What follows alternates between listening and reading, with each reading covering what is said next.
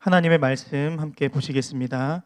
오늘 우리에게 주신 하나님의 말씀은 마태복음 5장 33절에서 37절까지의 말씀입니다. 마태복음 5장 33절에서 37절까지의 말씀을 저와 여러분이 한 절씩 교독하고 마지막 절은 다 함께 읽겠습니다. 또 옛사람에게 말한 바 헛 맹세를 하지 말고 내 맹세한 것을 주께 지키라 하였다는 것을 너희가 들었으나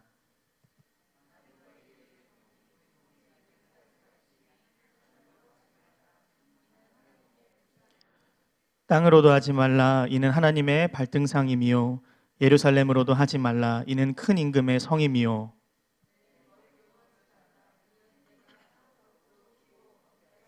함께 읽겠습니다. 오직 너희 말은 옳다 옳다 아니라 아니라 하라 이에 지난 악으로부터 나느니라. 아멘. 이제 박민우 목사님께서 나오셔서 거짓말은 마귀에게 속한 자라는 표시입니다 라는 제목으로 말씀 선포해 주시겠습니다.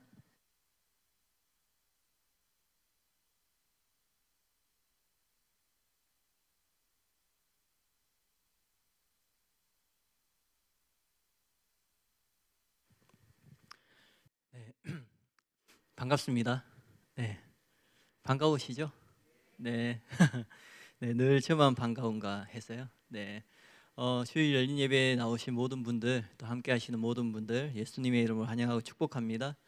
지난주하고 마찬가지로 이 자리에 나오신 모든 분들에게 땡감 한다고 너무너무 감사하다고 말씀 전해주고 싶습니다. 담임 목사님께서 지난주 일부 예배 때 시작하실 때 오늘은 가볍게 성경 공부하면서 무겁게 도전을 받아보자 그렇게 말씀하셨는데요. 오늘 주일 열린 예배도 똑같이 가볍게 성경 공부하면서 무거운 도전을 한번 받아보도록 하겠습니다. 오늘은 마태복음 5장 33절 37절 말씀으로 거짓말은 마귀에게 속한 자라는 표시입니다 라는 제목으로 하나님의 말씀을 전하도록 하겠습니다. 오늘은 맹세에 대한 말씀이에요. 먼저 성경에서 맹세란 무엇인지 알아보고 첫 번째로는 유대인들이 맹세를 어떻게 왜곡시켰는지, 그리고 두 번째로는 예수님께서는 이 맹세에 대해서 어떻게 가르치셨는지 살펴보고요. 마지막에는 저와 여러분에게 이 맹세가 어떻게 적용되는지 그렇게 한번 살펴보도록 하겠습니다. 먼저 맹세란 무엇일까요? 국어사전에 보니까 일정한 약속이나 목표를 꼭 실천하겠다고 다짐함이라고 나와 있어요. 그러나 이 정도는 성경에 나오는 맹세 그 의미로는 약한 의미예요. 왜냐하면 성경의 맹세는 단순히 약속하거나 다짐하는 것이 아니라 하나님의 이름으로 하는 것이기 때문에 그렇습니다. 보네프는 맹세를 다음과 같이 정의했습니다. 맹세란 도대체 무엇인가? 맹세는 다름이 아니라 지난 일에 대하여서나 현재 또는 미래에 대하여 자신을 주장할 때 신을 증인처럼 불러대는 것이다. 아도 핑크도 유사하게 정의했는데요. 너는 내 하나님 여호와의 이름을 망령되게 부르지 말라. 여호와는 그의 이름을 망령되게 부르는 자를 죄 없다 하지 아니하리라. 여기에 맹세에 관한 본래적이고 근본적인 율법이 있으며 우리는 이것을 내 하나님 여호와를 경외하며 그를 섬기며 그의 이름으로 맹세할 것이니라는 말씀과 연결시켜 볼 수 있다. 그러므로 맹세는 여호와라는 두려운 이름에 호소하는 것이었으며 이것은 맹세하는 자의 이 두려워하는 마음으로 하나님의 임재를 의식하고 지존자를 인식하도록 각성시킴으로써 그 맹세에 신성함과 능력을 부여해 주었다. 그러므로 어떤 사람이 이렇게 맹세했을 때에는 여호와께서 그의 이름을 망령되게 일컫는 자를 죄 없다 하지 아니하리라는 엄숙한 경고가 있는 것이다. 여러분, 이제 맹세가 무엇인지, 그리고 이 맹세가 얼마나 엄숙하고 또 그런 것인지 어느 정도 이해가 되시죠? 이 맹세는 하나님을 의식하고 하나님을 인식하고 하는 것이기 때문에 반드시 지켜야 되는 것이었어요. 그럼 이것을 염두에 두고 맹세에 대해서 살펴보겠습니다. 한번 따라해 보겠습니다.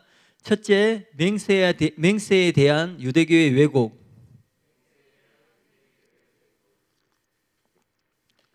예수님께서 본문 34절에 헛맹세를 하지 말고 내 맹세한 것을 주께 지키라고 하셨어요. 이 말은 구약의 어떤 성경을 정확하게 인용한 것이 아니에요. 맹세에 대한 구약의 가르침을 요약한 것이에요. 먼저 헛맹세를 하지 말라. 이것은 레위기 19장 12절을 반영한 것이에요. 너희는 내 이름으로 거짓 맹세함으로 내 하나님 이름을 욕되게 하지 말라.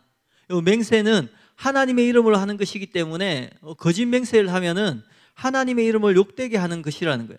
그래서 거짓 맹세는 단지 약속을 안 지키는 거짓말이 아니라 하나님 앞에서 무서운 죄인 것이에요. 또 출애굽기 20장 7절도 염두에 둔 말이에요. 너는 내 하나님 여호와의 이름을 망령되게 부르지 말라. 여호와는 그의 이름을 망령되게 부르는 자를 죄 없다 하지 아니하리라. 거짓 맹세를 하기 위해서 하나님의 이름을 불러요. 그래서 그 거짓 맹세를 듣는 다른 사람들에게 믿게 하려고 하는 거예요. 그렇게 하면 이것이 하나님의 이름을 망령되게 부르는 것이라는 거예요. 그래서 살아계신 하나님은 그런 사람을 죄 없다 하지 않으시고 반드시 심판하신다는 거예요. 다음으로 내 맹세한 것을 주께 지키라는 표현은 다음 구절들에서 가르침을 취한 것이에요. 민수기 30장 2절에 사람이 여호와께 서원하였거나 결심하고 서약하였으면 깨트리지 말고 그가 입으로 말한 대로 다 이행할 것이니라. 신명기 23장 21절에도 내 하나님 여호와께서 서원하거든 갚기를 더디하지 말라. 내 하나님 여호와께서 반드시 그것을 내게 요구하시리니 더디면 그것이 내게 죄가 될 것이라. 그리고 시편 50편 14절에도 또 전도서 5장 4절에도 비슷한 가르침이 있습니다. 이 모든 것을 요약해서 내 맹세한 것을 지키라 그렇게 표현한 것이에요. 구약 시대의 맹세는 기정사실로 받아들여졌어요. 맹세는 금지된 것이 아니라 흔히 볼 수 있는 것이었어요. 때로는 어떤 사람이 진실하다는 것을 스스로 증명하기 위해서 당신이 정직하다면 스스로 맹세를 해라고 명령을 하기도 하였습니다. 구약 시대 때는 다만 거짓 맹세만 금지되었을 뿐이에요. 그러므로 헛맹세를 하지 말고 내 맹세한 것을 주께 지키라 하였다. 이 말에는 잘못된 것이 없는 것이에요. 그런데 로이드 존즈는 다르게 생각했어요. 이와 일치하는 정확한 표현이 구약 성경에 없는 거예요. 그렇기 때문에 예수님께서는 바리새인들이 율법을 왜곡한 것을 다루고 있다고 생각했어요. 구약 시대 때 맹세는 허용되었고 거짓 맹세만 하지 말라고 되어 있는데 이 유대인들이 너무 사소한 것, 맹세할 만한 문제가 아닌데 그렇게 맹세를 습관적으로 남발하는 거예요. 예수님이 그것을 문제 삼고 있고 이것이 구약의 맹세에 대한 유대교의 잘못된 가르침이다. 그렇게 로이드 존즈는 생각을 했어요. 아드 핑크도 같은 견해를 가지고 있어요. 그러나 이것은 단지 추측일 뿐이에요. 확실한 증거가 성경에 없습니다. 그러므로 맹세에 대한 유대교의 왜곡은 로이드 존즈가 생각하는 것, 이렇게 맹세를 사소하게 남발하는 그런 것이 아니라 예수님이 금지하신 맹세가 나와 있는 오늘 본문 34절, 36절에 있는 그 말씀에 나타나 있다고 보는 것이 더 타당하다는 것이에요. 마태복음 5장 34절, 36절에 도무지 맹세하지 말지니 하늘로도 하지 말라. 이는 하나님의 보좌임이요. 땅으로도 하지 말라. 이는 하나님의 발등상임이요. 예루살렘으로 하지 말라. 이는 큰 임금의 성이요. 내 머리로 하지 말라. 이는 내가 한 터럭도 희고 금게 할 수 없음이라. 그렇게 말씀하셨어요. 바로 이 구절이 유대교가 맹세를 얼마나 잘못 가르쳤는지 보여주고 있어요. 그러니까 하나님의 이름으로 맹세하지 말고 하늘이나 땅이나 예루살렘 머리로 맹세하는 것은 그렇게 중요한 것이 아니다. 이런 맹세, 하나님의 이름으로 한 맹세가 아니기 때문에 이런 맹세는 지키지 않는다고 죄가 되지 않는다라는 가르침들이 유대교 안에 실제로 존재했다는 거예요. 그런데 예수님께서 유대인들이 이렇게 가르쳤다고 직접적인 언급을 본문에 하지 않습니다. 그러면 그것은 로이드 존즈가 한 것처럼 추측 아닌가요? 그렇게 생각할 수 있겠죠. 그런데 다음 구절 읽으면 추측이 아님을 알 수 있어요. 마태복음 23장 16절 18절 세 번역인데 한번 같이 읽어볼까요? 같이 읽어보겠습니다. 시작. 눈먼 인도자들아 너희에게 하가 있다. 너희는 말하기를 누구든지 성전을 두고 맹세하면 아무래도 좋으나 누구든지 성전에 금을 두고 맹세하면 지켜야 한다고 한다. 또 너희는 말하기를 누구든지 제단을 두고 맹세하면 아무래도 좋으나 누구든지 그 제단 위에 놓여 있는 제물을 두고 맹세하면 지켜야 한다고 한다. 이것이 실제로 서기관과 바리새인들이 가르쳤던 내용이에요. 이처럼 서기관 바리새인들은 맹세 안에 있는 문구, 그 문구가 어떤 그 말의 정직성을 측정하는 기준이 되는 거예요. 그래서 가장 높은 수준의 어떤 명칭과 연결이 되면, 예로 하나님과 연결이 되면 반드시 지켜야 되는 것이고, 그러나 그런 연결이 없는 그냥 내뱉는 말은 아무래도 좋다, 지키지 않아도 된다, 그렇게 생각하고 그렇게 가르쳤다라는 거예요. 이렇게 맹세를 왜곡해서 교묘하게 악용을 했습니다. 그래서 34절 36절을 유대인들의 가르침으로 보는 것이 가능할 뿐 아니라 정당하다는 것이에요. 율법은 하나님의 이름으로 한 맹세를 파기하지 말라고 경고했어요. 레위기 19장 12절에 너희는 내 이름으로 거짓 맹세함으로 내 하나님의 이름을 욕되게 하지 말라. 이것은 성경에 정확하게 나와 있는 거예요. 그러니까 아무도 부인할 수 없겠죠. 근데 어처구니 없게도 랍비들은 이것을 어떻게 하냐면 이 금지 명령이 하나님의 이름으로 명령하는 것에만 적용이 된다고 생각을 했어요. 그래서 내가 어떤 맹세를 할 때 지킬 마음이 없어요. 그냥 형식적으로 맹세하는 거예요. 그러면 하나님의 이름이 아닌 덜 중요한 것, 덜 성스러운 것으로 맹세를 하면 되는 것이었어요. 예를 들면 하늘로 맹세하고 땅으로, 예루살렘으로 그렇게 맹세한다라는 거예요. 그러면 하나님의 이름을 이야기한 것이 아니니까 그 맹세에는 구속력이 없다는 것이에요. 당연히 이런 가르치면 맹세의 가치를 떨어뜨리는 거예요. 지킬 마음도 없으면서 이렇게 하는 맹세가 무슨 의미가 있고 가치가 있겠어요?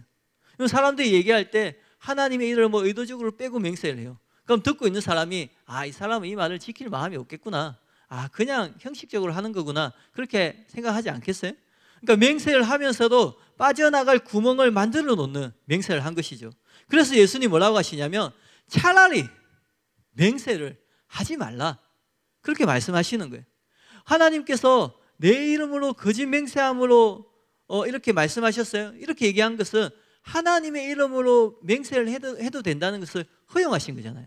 그러니까 하나님이 내 이름으로 거짓 맹세함으로 내 하나님의 이름을 욕되게 하지 말라는 것은 하나님의 이름으로 맹세하지 말라는 게 아니라 거짓 맹세를 하지 말라고 그렇게 말한 것이죠. 그러니까 하나님께서 하나님의 이름으로 맹세하는 것을 허용하셨어요. 그런데 하나님께서 그렇게 허용하신 것은 하나님에 대한 경외심으로, 하나님을 경외하는 그 마음으로 인해서 거짓 맹세를 하지 못하게 하기 위해서, 맹세를 정직하게 하게 하기 위해서 그렇게 하신 거라는 거예요. 신명기 6장 13절에 보면 내 하나님 여호와를 경외하며 그를 섬기며 그의 이름으로 맹세할 것이니라 라고 말씀하시죠. 그러니까 하나님은 하나님의 이름으로 맹세를 해도 된다라는 거예요. 그런데 하나님을 경외하는 것이 먼저인 거예요. 그리고 맹세하는 것이에요. 하나님을 경외하는 마음으로 그 하는 맹세가 어떻게 거짓이거나 애초에 지킬 마음도 없이 하는 맹세가 될 수 있겠어요? 하나님의 목적은 이것인 거예요. 하나님께서 하나님의 이름으로 맹세하라고 허용하신 것은 그 사람이 정직하게 진실되게 맹세하라고 그렇게 한 거예요. 그런데 유대교의 가르침은 이렇게 맹세가 지녀야 할 경외심을 제거해 버렸습니다. 그러니 얼마든지 거짓으로 맹세할 수 있게 한 것이죠. 그런 맹세의 가치가 당연히 떨어지게 되는 것이에요. 여러분도 잘 아시는 것처럼 유대인들은 하나님의 이름을 신성하게 여겼습니다. 그래서 하나님의 이름을 부르는 대신 다른 이름으로 부르는 간섭이 있었어요. 랍비들은 이것을 이용했어요. 그래서 그들은 하나님에 대한 존경심을 표하기 위해서 하나님의 이름을 직접 맹세에 사용하면 안 된다, 이렇게 핑계를 대는 거예요.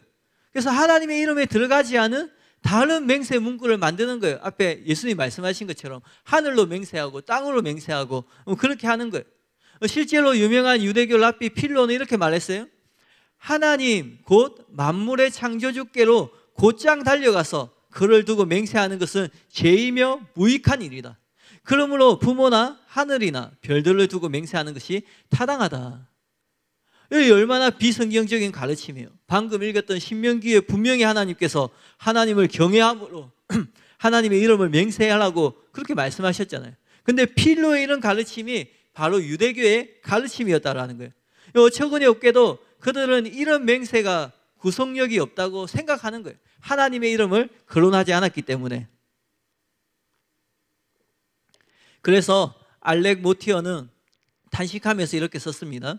예수님은 사람들이 구속력 있는 진술이나 합의를 하는 것 같이 보이려고 맹세를 이용하지만 실제 맹세의 말에는 자기가 한 말을 지키지 않아도 되도록 도피수단을 포함시켜 놓은 것에 대해 다루고 계신다. 맹세는 사실상 진리에 대한 주장을 거짓의 수단으로 이용한 것이었다. 많은 주석가들은 이것이 당시 사람들 간에 널리 퍼져 있는 특성이었다고 말한다. 그러니까 맹세는 왜 하는 거예요? 내가 정직하다가, 내가 진실하다, 그걸 보여주기 위해서 하는 거잖아요. 근데 이것을 악용해가지고 거짓말의 수단으로 그렇게 했다라는 거예요. 그럼 그것이 그 당시에 널리 퍼져 있는 습성이었다라는 거예요. 여러분 상식적으로 들어봐도 유대인의 이 맹세에 대한 가르침이 계변이라는 것을 누구나 알 수 있을 거예요.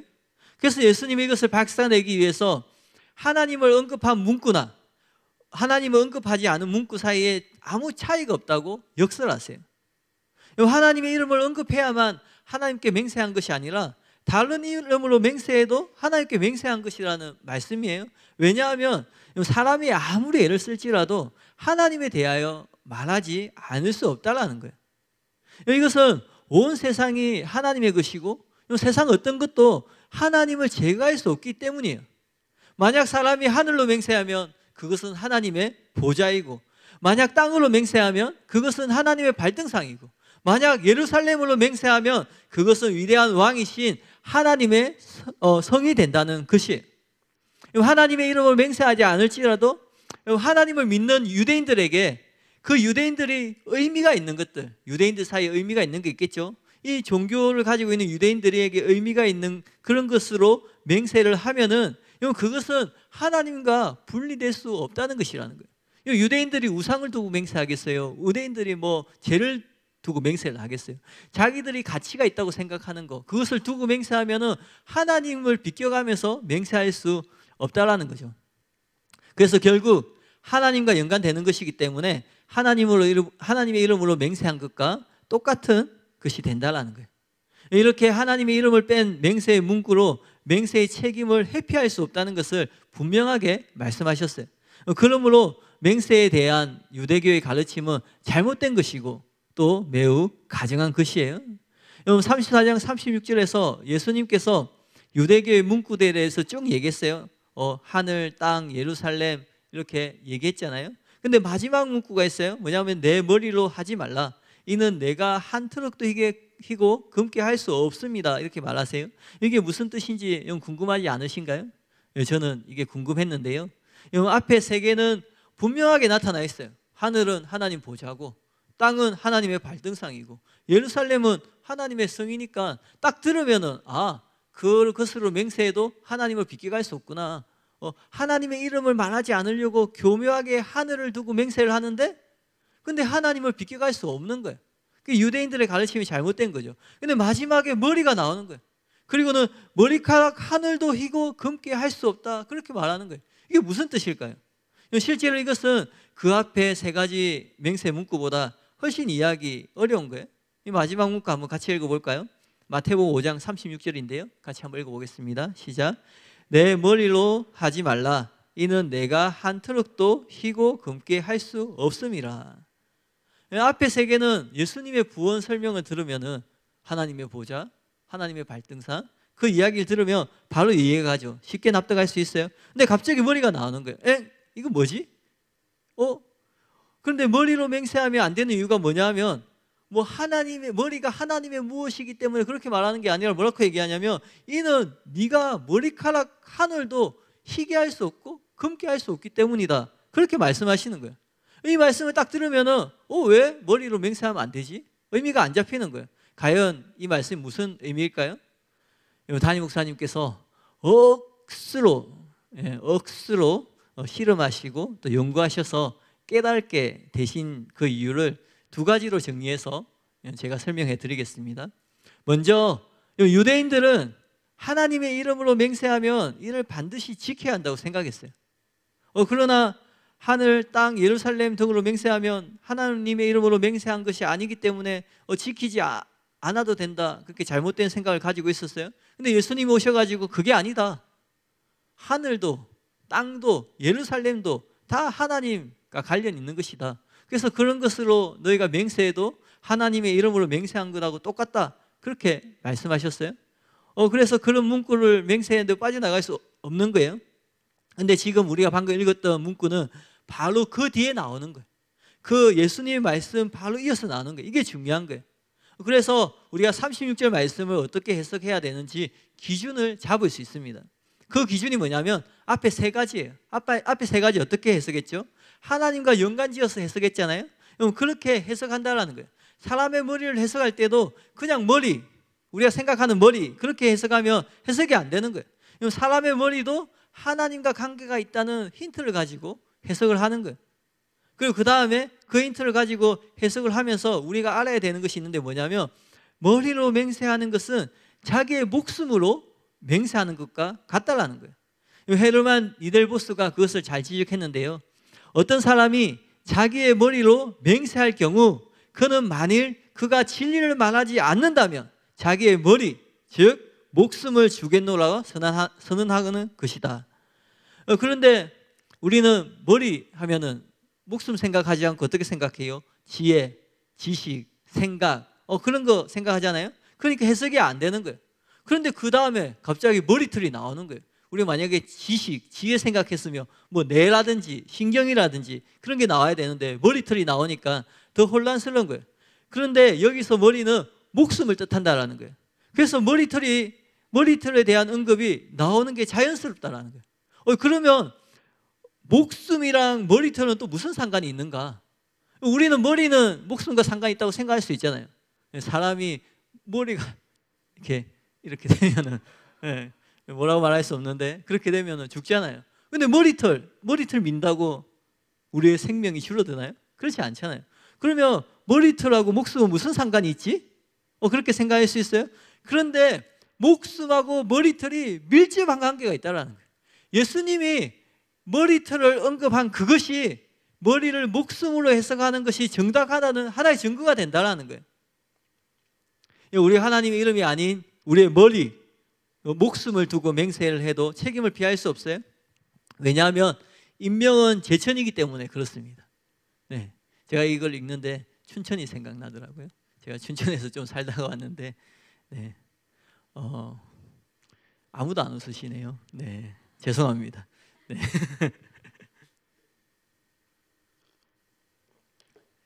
네, 참 타이밍이라는데 제가 타이밍을 잘 못 잡는 것 같습니다.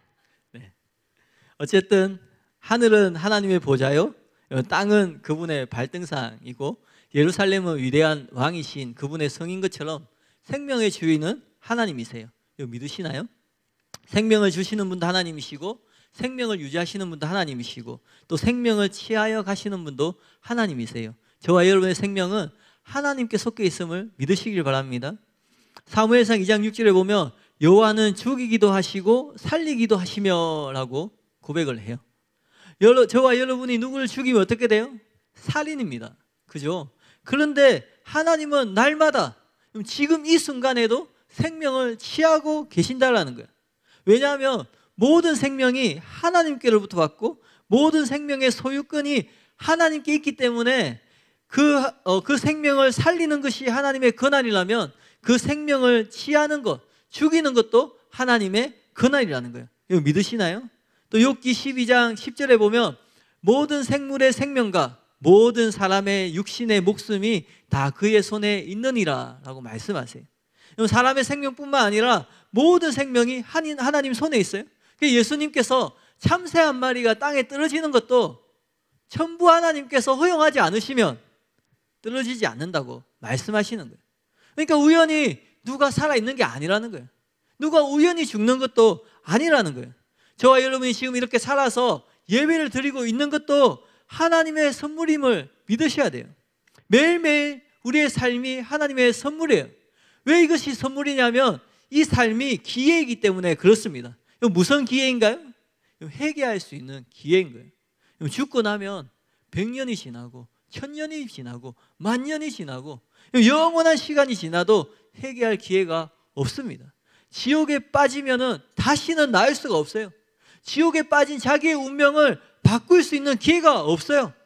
그러니까 하루하루가 하나님께서 우리에게 주시는 회개할 기회임을 여러분 기억하시고 믿으시길 바라요. 그래서 세월을 아껴서 하루빨리 회개하시길 바라요. 요즘 100세 시대라고 얘기해요. 그런데 그것은 아무도 모르는 거예요. 코로나 때문에 잘 가지 못하지만 장례식장에 가보셨죠? 장례식장에 가면은 나이 많은, 연세 많은 분들만 돌아가셨나요? 그렇지 않습니다. 오는 것에는 순서가 있지만 가는 것에는 순서가 없다는 말이 있는데 진짜 그래요? 난 아직 젊으니까, 우리 되게 나이 어린 학생이 있는데 초등학생인지 중학생인지 잘 오셨어요? 네, 잘 듣고 있는데요. 내가 나이가 젊으니까 혹은 나는 건강하니까 적어도 이만큼 살 거야. 근데 진짜 그렇게 되나요? 절대 그렇지 않습니다. 그 증거가 뭔지 아세요? 여러분 자신이에요. 여러분 살아온 인생을 한번 돌아보세요. 여러분의 뜻대로 된 것이 얼마나 있어요? 여러분의 계획대로 된 것이 얼마나 되나요? 우리의 뜻대로 되지 않는 게 인생이에요. 여러분 재정, 우리의 건강, 우리의 삶, 우리가 무조건 이것은 실패하지 않는다고 확신했던 것도 실패하는 경우가 얼마나 많아요. 우리의 뜻대로 되지 않는 것이 인생이에요. 이게 너무나 당연한 것이에요. 왠지 아세요? 우리가 우리 인생의 주인이 아니기 때문에 그렇습니다. 만약 우리가 우리 인생의 주인이라면 우리의 뜻대로, 우리의 마음대로 우리 인생이 될 것이에요. 근데 실제로 우리의 삶의 주인이 우리가 아닌 거예요. 진짜 주인이 따로 있는 거예요. 그러니까 세월을 아껴서 하루빨리 회개하시고 하나님께 돌이키시고 진짜 주인에게 돌아가서 그 하나님을 의지하고 하나님 은혜 가운데 살아가는 저와 여러분이 되시기를 진심으로 바랍니다. 욥기 34장 14절 15절에도 그가 만일 뜻을 정하시고 그의 영과 목숨을 거두실진데 모든 육체가 다 함께 죽으며 사람은 흙으로 돌아가리라. 보세요. 여기도 하나님께서 뜻을 정하신다고 하잖아요. 우리의 뜻과는 상관이 없는 거예요. 나는 더 살고 싶어. 나는 이제 죽고 싶어. 아무 상관이 없어요. 하나님께서 우리의 생명의 주인이세요. 하나님께서 뜻을 정하시면 그냥 끝나는 거예요. 하나님께서 결정하시면 끝인 거예요. 그 시간이 오기 전에 여러분 돌이켜야 된다는 거예요. 누가복음 12장 20절에 하나님이 이르시되 어리석은 자여 오늘 밤에 내 영혼을 도로 찾으리니 그러면 네가 준비한 것이 누구의 것이 되겠느냐. 이 말씀 아시죠? 부자가 있었어요. 이 부자가 농사를 짓는데 자기가 예상하지 못한 수확을 거둔 거예요. 자기가 생각하지도 못하였던 큰 수입을 거둔 거예요. 자기가 가지고 있는 곳간이 좁은 거예요. 그래서 이 곳간은 이제 이렇게 넓혀야 되겠다. 그리고는 그걸 생각하니까 잠자기 전에 생각하면서 나에게 이만큼 재물이 있으니까 나의 인생을 이제 이렇게 즐기고 이렇게 누리면서 살면 되겠구나. 너무 행복하게 잠이 드는 거예요. 그럴 수 있죠. 근데 주님 말씀하시는 거예요. 오늘 밤에 너의 영혼을 데려가면 이 모든 것이 누구의 것이 되겠느냐. 재물이 부유함이 하나님 앞에서는 아무것도 아니에요. 우리가 세상에 살아갈 때는 돈이 힘이 있는 것 같아요. 돈이 근력이 있는 것처럼 보여요. 그렇지만 하나님 앞에서 돈은 아무것도 아니라는 거예요. 세상에서 가장 부자면 뭐예요? 심지어 한나라의 왕이고 그러면 뭐예요? 하나님께서 그 영혼을 불러가시면 그 모든 재물이 누구의 것이 되겠어요? 세상에 죽은 사람이 소유자로 되어 있는 것이 하나라도 있나요? 이 우리나라가 예전에 조선시대에 왕이 있었어요. 왕이 이 땅의 주인이었어요. 건물의 어떤 경복궁의 주인이었어요. 여전히 그 사람이 그 경복궁의 주인인가요? 그렇지 않다라는 거예요. 죽은지 몰라가지고 서류상의 주인으로 남아있을 수 있어요. 그런데 죽은 것이 확인되면 어떻게 되는 줄 아세요? 가족을 찾아요. 자녀를 찾아요. 직계 가족이 없으면 사촌까지 찾아가지고 혈족을 찾아가지고 상속해 줍니다. 심지어는 어떤 사람이 죽을 때에 내 가족이 아니라 제3자에게 혹은 어떤 단체에게 지정을 해가지고 기부하거나 정리할 수 있죠. 그렇게 해도 상속인들, 자녀들, 가족들이 반환 청구를 하면은, 그러니까 나의 아버지가 재산이 있는데 누구를 아껴서 내가 이 사람에 다 주겠다 그렇게 유언을 남기고 죽었어요. 그런데 그 자녀가 이것을 반환 청구를 할 수 있어요. 법으로 그렇게 돼 있어요. 그렇게 되면은 어쩔 수 없이 그 중에 일부분을 여러분 그 가족이 상속해 간다라는 거예요. 이것 때문에 연예인 그런 뉴스들 많이 나오잖아요. 갑자기 나타나가지고 자기의 어떤 것을 요구하는 그런 모습들. 여러분 살아있을 때는 내 재산이지만 죽고 나면은 여러분 내 뜻대로 되지 않는 것이 바로 돈이라는 거예요. 이 땅에 살아있을 때는 돈이 우리의 삶을 책임져 주는 것 같아요. 돈이 우리의 삶을 보장해 주는 것처럼 보입니다. 근데 그것은 착시 현상이라는 거예요. 우리의 피난처는 오직 하나님 한 분밖에 없음을 믿으시길 바랍니다. 그 하나님을 경외하고 그 하나님을 두려워하고 그 하나님께 순종하는 자를 하나님께서 눈동자같이 살피시고 보호하고 계심을 믿으시길 바라요. 이처럼 모든 생명은 하나님께로부터 온 것이에요. 따라서 사람의 목숨도 하나님의 것이에요. 그래서 목숨으로 맹세해도 하나님과 무관한 것이 될 수 없다라는 거예요. 그것은 하나님의 이름으로 맹세한 것과 마찬가지라는 거예요.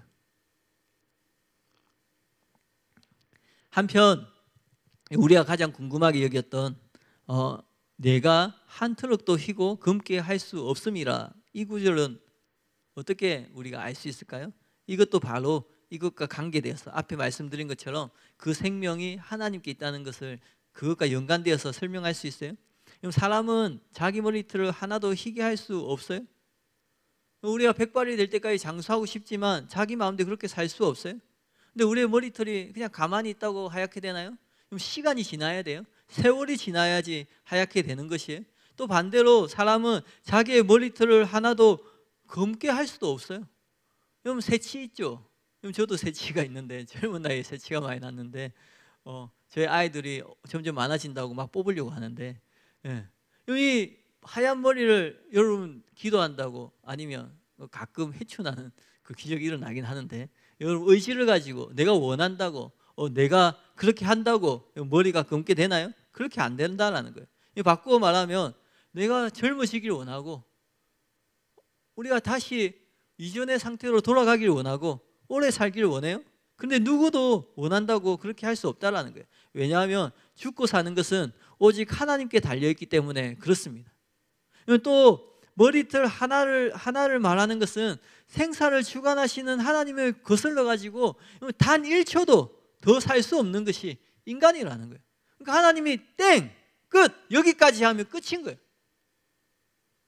우리가 아무리 발버둥을 친다고, 우리가 아무리 애를 쓴다고 그렇게 할 수 없다라는 거예요. 그만큼 우리가 하루하루 살아가고 있지만 우리의 생명에 대한 지분이 우리에게는 전혀 없는 거예요. 하나도 없는 것이요. 죽고 사는 것은 오직 하나님께 달려있음을 믿으시길 바랍니다. 그러므로 내 머리로 맹세를 하면은 그 생명의 주인이 하나님이시기 때문에 하나님의 이름으로 맹세하는 것과 같은 것이 되기 때문에 반드시 지켜야 된다는 것이에요. 한번 또 따라해 보겠습니다. 둘째인데요, 맹세에 대한 예수님의 가르침. 오늘 본문을 자세히 보면 아시겠지만 예수님의 가르침의 핵심은 34절 전반절과 37절에 있어요.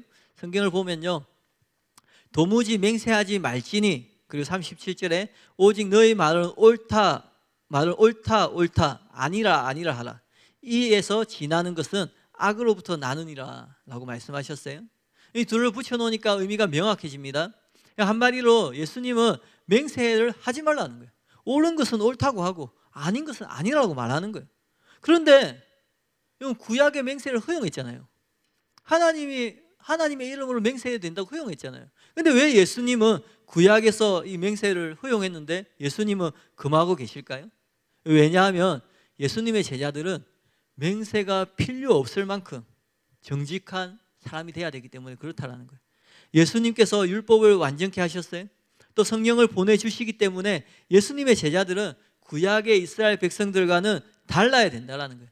그러니까 맹세를 잘 지키느냐 지키지 못하느냐 그런 문제가 아니라 맹세가 필요 없는, 그냥 말하면 그 말이 정직한 것이고 그냥 말하면 그 말이 진실된 사람이 돼야 된다는 거예요. 존 스토츠도 이렇게 말했어요. 맹세는 사실상 우리 자신의 부정직에 대한 애처로운 고백이다. 왜 우리는 하늘의 모든 천사로 맹세한다, 또는 성경으로 맹세한다, 이게 굉장한 일정한 문구로 우리의 약속을 소개하는 것이 필요하다고 생각하는가? 그 이유는 오직 우리는 우리의 단순한 말이, 그냥 우리가 하는 말이 신뢰받지 못할 것 같다는 것을 알기 때문이다. 따라서 우리는 엄숙한 맹세를 덧붙임으로써 사람들을 권하여서 우리를 믿게 해달라고 애를 쓰는 것이다. 사랑하는 성도 여러분, 맹세라는 것은, 맹세를 한다는 것은 진실하고 진실하지 않고를 떠나서, 그걸 지키고 지키지 않고를 떠나서 제발 좀 내 말 좀 믿어달라고 그렇게 발버둥치는 애처로운 몸부림이라는 거예요. 그럼 죄를 회개하고 예수님을 믿고 거듭난 기독교인은 불신자하고 달라야 된다는 거예요. 그래서 기독교인은 이런 맹세가 필요 없는 존재가 돼야 된다는 거예요. 데이비드 터너는 이렇게 말했어요. 예수님은 만일 제자들이 진실을 말하라는 성경적 훈계들을 지속적으로 마음에 새긴다면 맹세하는 일은 불필요할 것이라고 가르친다. 이건 단순히 맹세하지 말라는 것이 아니라 저와 여러분이 정직하면, 진실되면, 내가 말하는 것이 거짓이 아니면 맹세가 필요 없다라는 거예요. 그런 의미에서 예수님은 너희는 정직한 자가 되고 맹세하지 말라고 말씀하신 거예요. 이런 맹세에 대한 예수님의 가르침을 아도 핑크는 매우 잘 설명했어요. 그리스도께서는 다음과 같이 말씀하시는 듯하다. 즉 나는 너희가 거짓 맹세하는 것을 금할 뿐 아니라 일상 대화에서는 전혀 맹세하지 말라고 말한다. 너희는 진리신 분의 제자가 아니냐. 거룩하신 분을 따르는 자들로서 너희는 너희 입에서 나오는 모든 말을 진실되게 해야 한다. 너희의 성품과 행동은 너희가 아는 모든 사람이 너희 말이, 그 말 자체가 너희 보증임을 확신하도록 되어야 한다.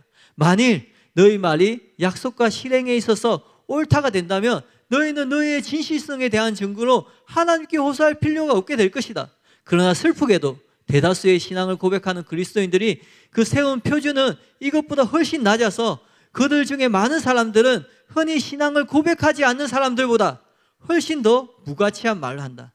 이에 지나는 것은 악으로부터 나느니라. 즉 맹세의 기미가 있는 말이나 일상 대화에 있어서 지나친 공언, 그렇게 하는 것은 하나님 보시기에 죄가 된다. 이 말씀으로 여러분 자신을 한번 점검해 보시길 바랍니다. 계속 찔리는 것이 있으면 회개하시고 고치시길 바라요. 그래서 정직한 자가 되기를 바랍니다. 거짓말쟁이 기독교인은 존재하지 않습니다. 내가 거짓말하고 있는데 내가 기독교인이라 모순이라는 거예요. 사랑하는 성도 여러분, 조심해야 돼요. 무엇을 조심해야 되냐면 정직은 선택사항이 아니라는 거예요. 그러니까 거짓말하면서 기독교인이 아니라는 거예요. 이 정직은 반드시 우리가 지켜야 되는 거예요. 왜냐하면 그것은 영원한 운명을 좌우하기 때문에 그렇습니다. 물론 맹세에 대한 예수님의 가르침에 살인이나 간음의 경우처럼 지옥에 대한 예수님의 직접적인 언급이, 경고가 나타나지 않아요. 그러나 우리가 잊지 말아야 할 것은 무엇이냐면 마귀는 거짓말쟁이요 거짓의 아비라는 것이에요. 요한복음 8장 44절에 너희는 너희 아비 마귀에게 났으니 너희 아비의 욕심대로 너희도 행하고자 하느니라. 그는 처음부터 살인자요 진리가 그 속에 없으므로 진리에 서지 못하고 거짓을 말할 때마다 제 것으로 말하니 이는 그가 거짓말쟁이요 거짓의 아비가 되었습니다. 그러므로 거짓말을 한다. 거짓말을 한다는 그것은 마귀에게 속했다는 증거가 되는 것이에요. 마귀에 속한 자는 결국 어디로 가요? 마귀와 그 사자들을 위해서 예비되어 있는 불못에 가는 거예요. 그래서 성경에는 이런 무시무시한 경고가 나와 있습니다. 요한계시록 21장 8절에 보면 거짓말하는 모든 자들은 불과 유황으로 타는 못에 던져지리니, 요한계시록 22장 15절에 보면 거짓말을 좋아하며 지어내는 자는 다 성밖에 있으리라 라고 말씀하시는 거예요. 그럼 거짓말하는 자뿐만 아니라 다른 사람을 공격하기 위해서 말을 지어내는 사람들이 있어요. 그 모든 사람들이 지옥에 간다는 거예요. 그러므로 저와 여러분은 모두 거짓말을 해서는 안 돼요. 말도 지어내는 사람이 되지 말아야 되겠습니다. 그런데 우리나라 사람들은 거짓말을 너무 잘해요. 많은 사람들이 거짓말을 단지 우리가 삶을 살아가는 그 삶에 필요한 어떤 상술이나 처세술로라고 얘기를 해요. 그럼 정말 진짜 믿을 만한 어떤 장사하는 사람 중에 믿을 만한 사람이 얼마나 되겠어요? 모두 손해보며 장사한다고 말해요. 점포를 정리하는 것이 아니라 정상적인 영업을 하는데 어떻게 손해를 보면서 장사를 하겠어요? 근데 다 남는 게 없대요. 남는 거 없이 장사한대요. 그렇게 얘기하죠. 그래서 우리가 뭘 하나 살 때, 뭐 알아볼 때 뭐 해요? 아는 사람 찾는 거예요. 모르는 사람한테 뒤통수 맞으니까. 그런데 심지어 아는 사람에게 소개받아도 어떻게 돼요? 사기당하는 세상이에요. 이 뉴스에 얼마나 많이 나와요. 할아버지 할머니에게 말도 안 되는 요금제를 적용시키는 거예요. 그리고는 어떻게 해요? 안 들키면 장땡인 거예요. 안 걸리면 장땡인 거예요. 잘 몰라서 당하는 사람이 잘못이 있는 것처럼 그렇게 얘기하는 거예요. 양심도 없는 세상에 저와 여러분이 살아가고 있는 거예요. 근데 더 문제는 뭐냐면 믿는 사람들도 크게 다르지 않다라는 거예요. 심지어 목회자들도 예외가 아니에요. 그 증거로 통합과 백석을 비롯한 여러 교단들, 그리고 이단 사냥꾼들을 비롯한 기독교 연령들이 지난 10년 동안 우리 교회에 대해서 얼마나 많은 거짓말을 했어요. 예전에 진짜 말도 안 되는 거짓말을 했어요. 담임 목사님이 무슨 문성명이 했던 어떤 대관식을 치렀다는 그런 거짓말을 해요. 그리고는 말도 안 되는 왕관 사진을 띄우면서 이 왕관을 담임 목사님 쓰셨다, 그렇게 얘기를 하는 거예요. 이 상상을 초월하는 그런 말을 하는 거예요. 이전에는 잘 몰라서 그냥 그런 기사 보고 그랬다고 생각할 수 있어요. 그런데 통합사면위나 한기총의 결정을 통해서 이 통합의 결정이 거짓에 근거한 것이고 우리 교회가 음해를 당했다는 것이 만천하에 다 드러났어요. 이게 보통 일이 아니에요. 왜냐하면 통합사면위원회가 뭐냐면 통합이 설립 100주년을 맞이해서 특별히 어떤 사면을 실시하겠다고 한 거예요. 근데 담임 목사님이 그 통합사면위에 제출한 내용이 뭐냐면, 자료를 제출했어요. 그게 뭐냐면 통합이 처음부터 거짓을 근거로 우리 교회는 이단이 아닌데 이단으로 음해를 했다, 누명을 씌웠다, 그것을 제출했어요. 그러니까 뭐예요? 통합, 너희가 거짓말 했다, 그렇게 한 것이에요. 그런데 통합사면위원회에서 그것을 받았을 때 이런 방구도 하지 못하고 사면하기로 결정했다라는 거예요. 이게 팩트인 거예요. 여러분은 거짓말 했다, 당신 거짓말한 거야, 당신 집단이 거짓말한 거야, 그렇게 얘기하면 가만히 있겠어요? 목회자들인데, 이거 교단인데. 그런데 사실이니까 아무 말도 못하는 거예요. 이것은 우리 교회만의 주장이 아니에요. 통합사면위원장으로 그 모든 가정들, 특별사면 후보자를 선정하고 또 제출한 자료를 다 검토해서 최종 특별사면을 하고, 그리고 그것을 번복하는 그 과정을 다 지켜봤던 목사님이 너무 말이 안 되니까 어이가 없어서 그 모든 과정을 사면백서라는 책으로 출간하게 됐습니다. 그리고 이단 시비 종결되다라는 책에도 잘 나와 있어요. 이렇게 백일화의 진실이 다 드러났어요. 그런데 어느 교단 하나, 어느 기독교 언론 하나가 이전에 우리가 잘 몰랐다, 사죄하면서 정정 기사를 내는 단체가 있나요? 없다라는 거예요. 하나도 없어요. 이것은 초등학생이라면, 글자를 읽을 수 있는 사람이라면 누구든지 무엇이 진실인지 알 수가 있어요. 근데 여전히 음해하고 여전히 거짓말 한다는 거예요. 왜냐하면 처음부터 진실에 조금도 관심이 없기 때문에 그렇습니다. 사랑하는 성도 여러분, 목회자라 할지라도 거짓말하는 자는 모두 지옥불에 던져지게 될 것이에요. 그렇기 때문에 저와 여러분은 절대 거짓말하지 않는 정직한 자가 되시길 바랍니다. 한편 아직도 그런 거짓 주장들이 인터넷에 있는데 많이 삭제되고 많이 없어졌어요. 그리고 보면은 다 옛날 자료예요. 최근에 올라온 건 또 거의 없어요. 벌써 한 10년 전 그 이전의 자료가 계속 돌고 있는 거예요. 근데 아직도 그런 것을 보고 거짓 주장하는 사람들이 있어요. 또 그것 때문에 혼란스럽게 느끼는 분들이 있어요. 그런 분들에게 제가 담임 목사님을 대신하여서 한마디만 하겠습니다. 그런 쓰레기 같은 그런 쓰레기 같은 글들은 아예 읽지 마시길 바랍니다. 네. 그리고 만약에 여러분 보시기에 어떤 목회자나 전도사님이 인품도 좋고 좋은 사람, 훌륭한 사람, 그렇게 생각이 들 수 있죠. 근데 그런 분이 사랑하는 교회를 만약에 비난한다, 내가 믿고 있는 사람, 내가 좀 친분이 있는 사람이 그렇게 말하면 어떻게 해요? 마음이 심란할 수 있잖아요. 그러면 그들의 말 때문에 심란해하지 마시고 그렇게 말한 분의 설교를 한번 들어보세요. 그분은 정작 어떻게 설교하는지, 어떻게 말씀을 전하는지 직접 들어보세요. 그리고 여러분이 직접 듣고 성경을 기준으로 그분들이 하는 설교와 담임 목사님이 하는 설교 중에 어느 것이 더 성경적이고 어느 것이 더 바른지 분별해 보세요. 그러면 바로 답이 나올 거예요. 그러면 바보가 아닌 이상 그 사람들의 말에 더 이상 귀를 기울이지 않게 될 것이에요.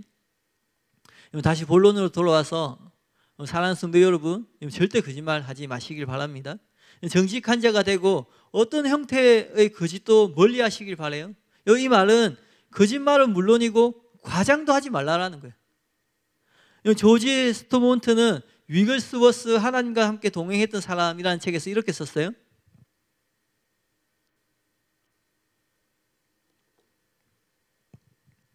위글스워스는 말은 거칠었지만 그는 말씀의 사람이었습니다. 한 번은 그가 한 젊은이에게 도움을 필요하며 와서 도와주겠다는 약속을 하였습니다. 그 후 얼마 지나서 그 젊은이가 도움이 필요하다고 멀리서 전보를 보냈습니다. 위글스워스는 자신의 돈으로 미국 서부 해안에서 동부까지 큰 해중에서부터 작은 해중의 어려운 그룹에 이르기까지 여행을 하였습니다. 왜냐하면 그렇게 하겠다고 말을 했기 때문입니다. 우리가 형식적으로 얘기할 수 있죠. 우리가 가장 많이 하는 말이 뭐예요? 밥 한번 먹읍시다. 우리 언제 한번 봐요? 근데 안 봐요. 밥도 안 먹어요. 근데 얘기할 때 이미 밥 안 먹을 거 생각하고 얘기하죠. 근데 위글스워스는 그러지 않았다라는 거예요. 또 그는 하나님께 자신이 무엇이든지 사실 그대로만 말하지 가장하지 않게 해달라고 강구했습니다. 그를 알고 있던 많은 사람들은 그가 자신의 많은 경험 가운데 예화를 하나씩 수없이 반복하는 것을 들었습니다. 그러나 그들은 그의 이야기가 조금씩 가장되는 것을 결코 듣지 못했습니다. 그는 결코 사실을 변경하지 않았습니다. 한 번은 한 부인의 위대한 복음 전도자 무디에게 와서 자신의 가장하는 버릇을 고치게 해달라고 기도를 부탁했습니다. 그때 무디는 이렇게 대답했어요. 가장이라고 부르지 마십시오. 거짓말이라고 불러야 합니다. 이것이 바로 위글스워스가 이야기를 그럴듯하게 만들려고 장식을 하고 색깔을 덧칠하는 것에 대해 가진 생각이었습니다. 그는 교회의 재적 인원에 대해서도 정직하였습니다. 등록 교인의 수를 늘리기 위해서 그냥 이름만 교인 명부에 더하는 것을 그는 믿지 않았습니다. 이건 맞는 말이죠. 이건 가장도 거짓말입니다. 그러므로 거짓말하지 않을 뿐만 아니라 가장도 하리 말아야 돼요. 그런데 부끄럽게도 한국 교회 안에서는 교인 수를 부풀려서 말하는 것이 일반화되어 있습니다. 소수의 정직한 목회자들이 있겠지만 대부분의 교회에서는 성도를 부풀려요. 왠지 아세요? 총회나 노회에 총대를 보내야 되는데 많이 보내기 위해서 그 성도 수에 비례해서 총대를 뽑을 수 있거든요. 그렇게 하는 거예요. 너무나 악하고 사실 부끄러운 것이에요. 근데 우리 교회는 가장하지 않습니다. 오늘도 주보에 최고 인원 갱신이라고 광고가 나와 있죠. 그 나와 있는 숫자 딱 그만큼이에요. 그냥 카운트한 딱 그 숫자인 거예요. 우리 교회가 한기총에 들어갈 때도 한기총에 들어가기 위해서는 어떤 교단의 기본으로 필요한 교회 수가 있습니다. 뭐 정확하게 잘 모르겠는데 200개, 300개 기준이 있어요. 근데 우리 교단이 그만큼 안 되는 거예요. 근데 교회 숫자를 속이고 들어갈 수는 없잖아요. 양심을 팔고 한기총에 들어갈 수는 없잖아요. 그런데 지금 우리 교회가 한기총에 들어가 있어요? 안 들어가 있어요? 우리가 들어가 있습니다. 어떻게 들어갔을까요? 그때 때마침 갑자기 아프리카에서 100 몇십 개가 되는 교회가 우리 교회가 되겠다고 그렇게 들어오겠다고 한 거예요. 그래서 아프리카 교회를 합치니까 기준 이상의 교회 숫자가 된 거예요. 그래서 거짓말하지 않고 한기총에 들어갈 수 있었어요. 하나님이 그 절대절명한 그 타이밍에 기적적으로 길을 열어주신 거예요. 사랑하는 성도 여러분, 여러분의 주변의 사람들이 어떻게 살아가든지 상관하지 마시고 그 사람들이 어떻게 사업을 하든지 장사를 하든지 직장 생활을 하든지 상관없이 저와 여러분은 절대 거짓말이나 가장을 허용하지 말고 정직한 사람이 돼야 돼요.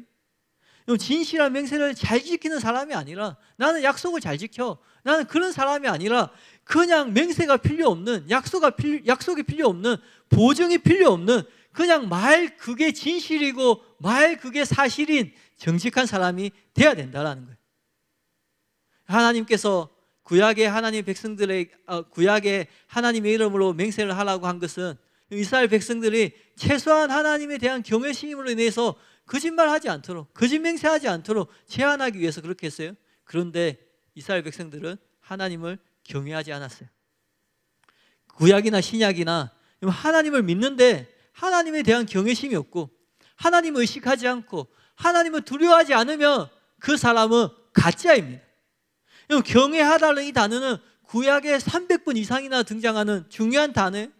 똑같이 하나님을 믿고 똑같이 제사를 드리고 율법도 지키고 안식일도 지키고 그렇게 할 수 있어요?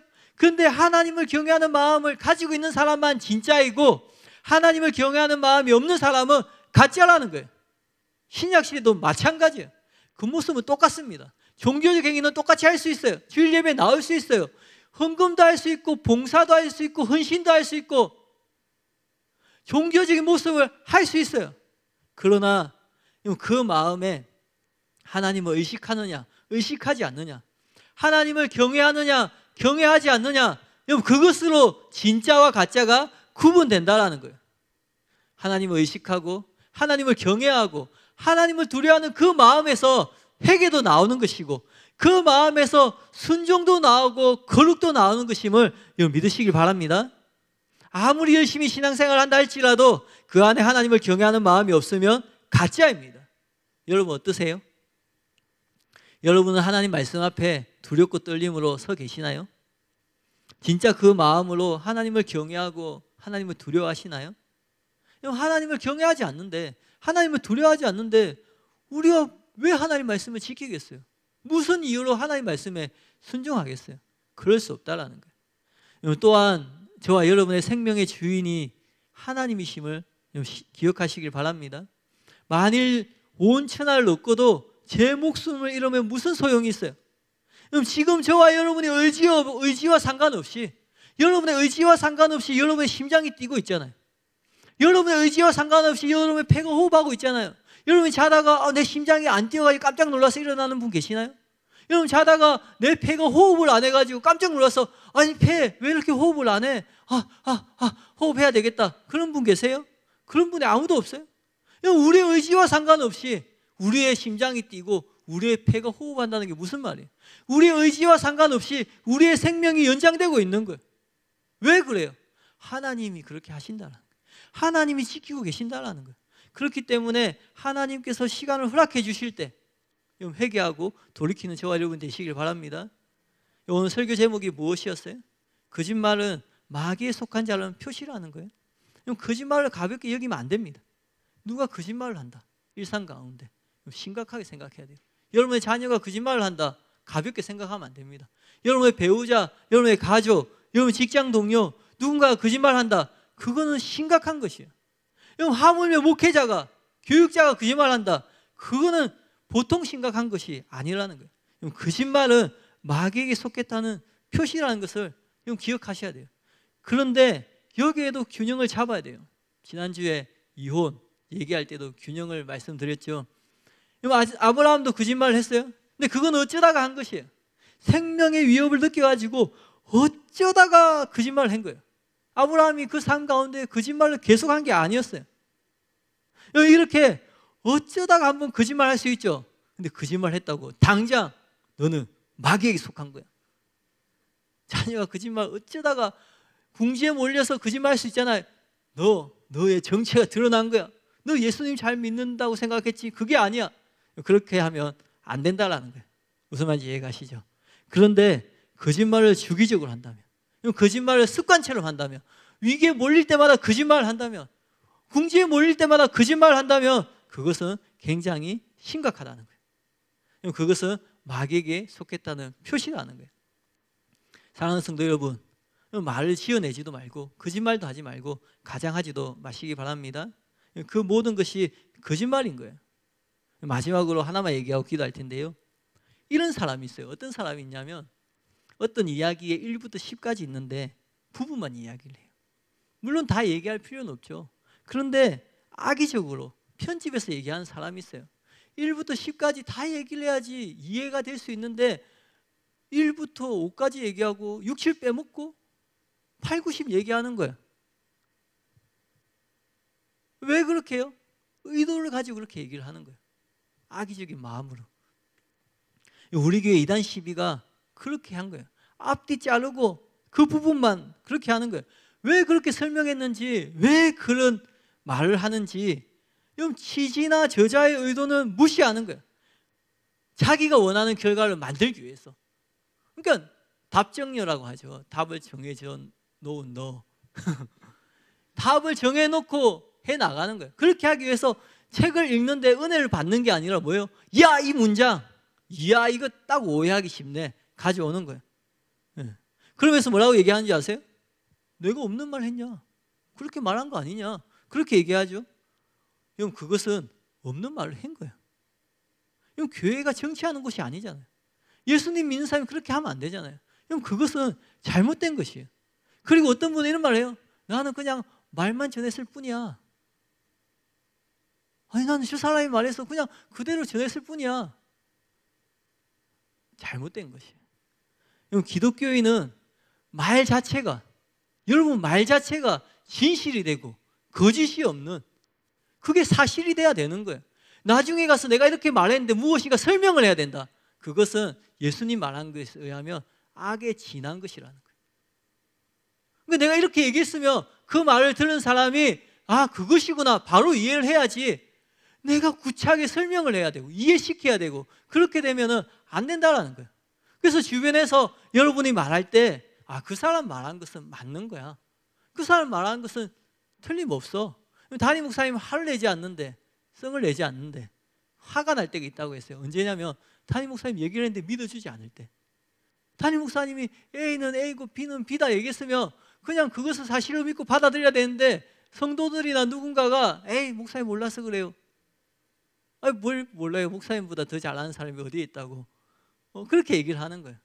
그러니까 우리가 무엇을 말할 때 그것이 다른 사람이 다른 증거가 필요하고 이유가 필요하지 않는 진짜 정직한 말, 그냥 나의 말 자체가 보증이 되고 그 말 자체가 하나의 증거가 되는 저와 여러분이 되었으면 좋겠습니다. 오늘 말씀, 들은 말씀을 통해서 여러분, 이번 기회에 우리의 삶에 한 톨이라도 남아있는 거짓말들, 지어내는 것들, 과장하는 것들, 말을 편집하는 것들, 또 우리가 어떤 의도를 가지고 악의적으로 말하는 것들, 우리가 어떤 봉변을 당할 때 막 어떤 상황에 몰릴 때 거짓말 할 수 있어요? 근데 그것을 어쩌다가 하는 것이고, 돌이키고 거짓말 했으면 바로 정정해야죠. 내가 그때는 이래서 거짓말 했지만 사실 그것이 아닙니다, 그렇게 하고 고쳐야죠. 그렇지 않으면은 잘못된 것이라는 거예요. 여러분, 거짓말쟁이, 거짓의 아비가 누구예요? 사단이에요. 사단은 오늘도 똑같이 우리에게 속삭입니다. 사단이 아담과 하와에게 뭐라고 얘기해요? 하나님이 진짜 그렇게 말했냐? 그죠? 하나님이 정말 그랬냐? 에이, 설마.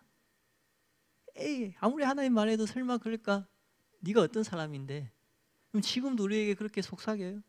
에이, 설마 거짓말 한다고 지옥 가겠어? 야, 너가 얼마나 신앙생활 잘하는데, 에이, 음욕을 품는다고 지옥 가겠어? 에이, 네가 무슨 사람을 죽인 것도 아닌데 사람을 미워한다고 지옥 가겠어? 세상에 악한 사람도 얼마나 많아. 너 정도면 양호한 거야. 아이고, 너 그렇게 신앙생활 열심히 하는데 설마 그런다고 지옥 가겠어? 속으면 안 됩니다. 그렇게 미혹이 들어올 때 어떻게 해야 돼요? 이 경상도 버전은 어떻게 해야 되냐면 꺼지라 이래야 돼요. 꺼지라. 잘 안 꺼질 때가 있어요. 그럼 어떻게 하면 되는지 아세요? 예수님의 이름으로 꺼지라 이렇게 하시면 돼요. 예. 그러니까 절대 속지 마세요. 예수님 말씀하신 그대로예요. 여러분, 진리 그대로입니다. 한치의 타협도 없어요. 영원한 시간이 결정되는 것인데, 천국을 가느냐 지옥을 가느냐 결정되는 것인데 이거 어떻게 타협을 해요? 세상 속담 가운데서도 돌다리도 두들겨 보고 걷느라고 얘기를 하는데, 여러분, 그것에 타협하면 안 돼요. 진짜 무엇이 맞는지 살펴보시고 하나님 말씀대로, 예수님 말씀대로 살아가는 저와 여러분이 되시길 바랍니다. 우리 시간에 들은 말씀을 생각하면서 같이 기도하겠습니다.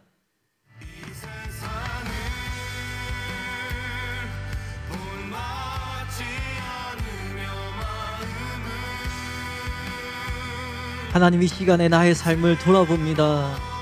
하나님, 나의 말들을 돌아봅니다. 하나님, 나는 정말 정직함을 지키며 살아왔습니까? 예수님은 맹세가 필요 없을 만큼 정직한 자가 되어야 된다고 말씀하셨는데, 하나님, 나는 나의 삶 가운데 하나님 나의 말을 내가 정직하다는 것을 증명하기 위해서 얼마나 많은 이유들을 설명하며 살아왔습니까? 하나님, 이 시간 은혜를 구합니다. 하나님, 이 시간에 긍휼과 자비를 베풀어 주시옵소서. 하나님, 만약 내가 나의 삶 가운데 정직하지 않다면 하나님, 그것은 하나님을 두려워하지 않기 때문입니다. 하나님, 내가 어떤 상황 가운데 만약에 거짓말을 했다면 하나님, 나는 하나님을 두려워하는 것이 아니라 사람을 두려워했기 때문입니다. 은혜와 자비의 하나님, 공의와 정의의 하나님, 이 시간에 긍휼과 자비를 베풀어 주시옵소서. 하나님, 내가 매주마다 연장 예배를 나오고 말씀을 듣고 기도하고 11조도 하고 각종 헌금도 하고 교회 안팎에서 봉사도 하고 은신도 한다 할지라도 내 마음 가운데 하나님을 경외하는 마음이 없으면 나는 가짜입니다. 저는 진짜 하나님을 경외하는 자인지 이 시간에 하나님 나를 돌아봅니다. 내가 삶의 순간순간마다 하나님을 의식하고 하나님을 인식하며 살아오고 있습니까? 아니면 하나님, 내가 하나님 필요할 때만 하나님을 찾고 하나님 내가 어려울 때만 주님을 구하고 있지는 않습니까? 하나님, 나의 삶 가운데 얼마나 많은 순간에 얼마나 많은 결정을 할 때마다 하나님을 두려워하지 않고 내가 말하고 행동하였는지 하나님 이 시간에 나의 삶을 돌이키며 하나님 이 시간에 회개합니다. 하나님 이 시간에 긍휼과 자비를 베풀어 주시고 은혜를 부어 주시옵소서. 나의 생명 되신 하나님, 나의 삶의 주인이 되신 하나님, 나의 삶을 다스리고 통치하시는 주님, 하나님 이 시간에 은혜를 부어 주시옵소서. 오늘도 나의 의지와 상관없이 하루의 삶을 생명을 허락하신 하나님께 감사와 찬양 올려드립니다. 하나님께서 주신 이 시간들을, 이 기회들을 헛되이 보내지 않도록 은혜를 베풀어 주시옵소서.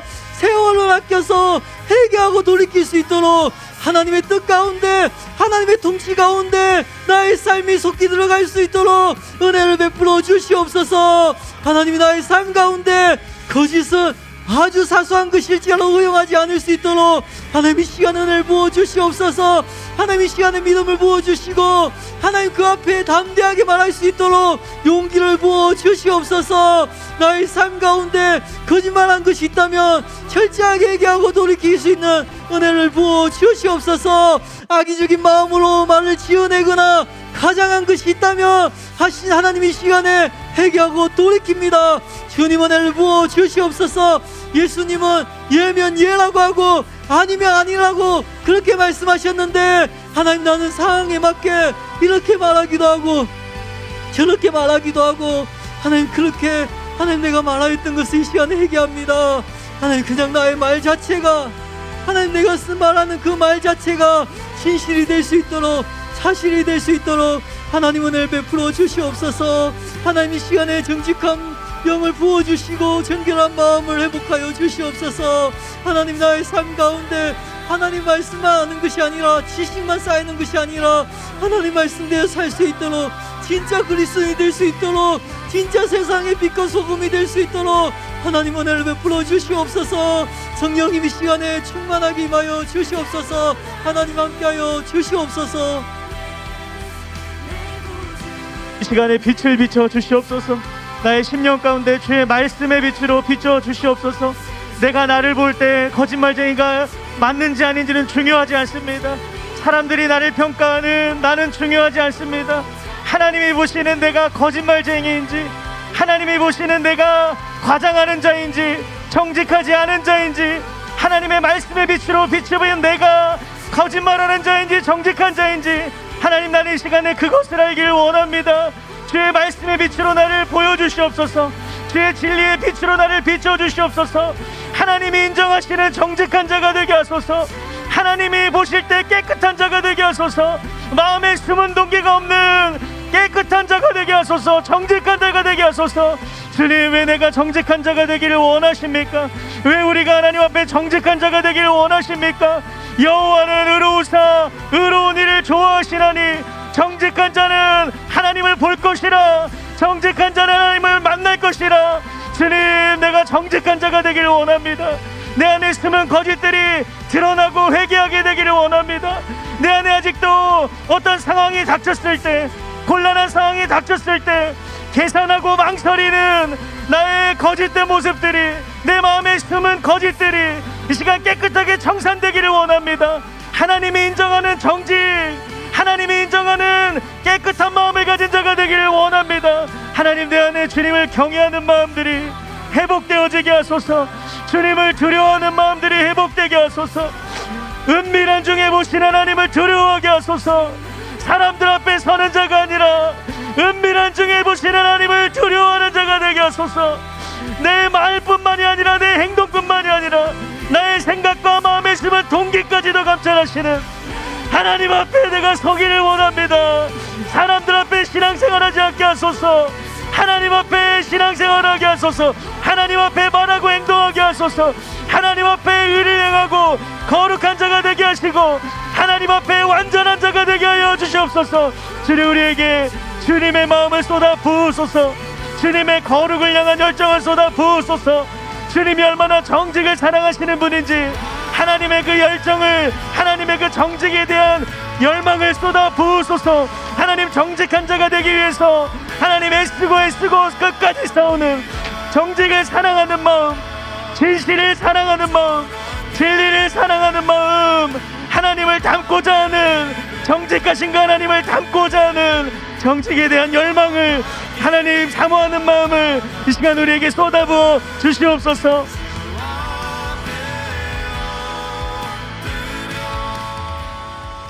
하나님이시여, 내 속에 정한 마음을 창조하시고 내 안에 정직한 영을 새롭게 하여 주옵소서. 하나님, 정말 나의 삶 가운데 악은 그 모양이라도 버리고 하나님 타협하지 않도록 은혜를 베풀어 주시길 원합니다. 우리는 정말 맹세가 필요 없는 정직한 자가 될 수 있도록 하나님 은혜를 부어 주시옵소서. 예수님의 이름으로 기도하였습니다.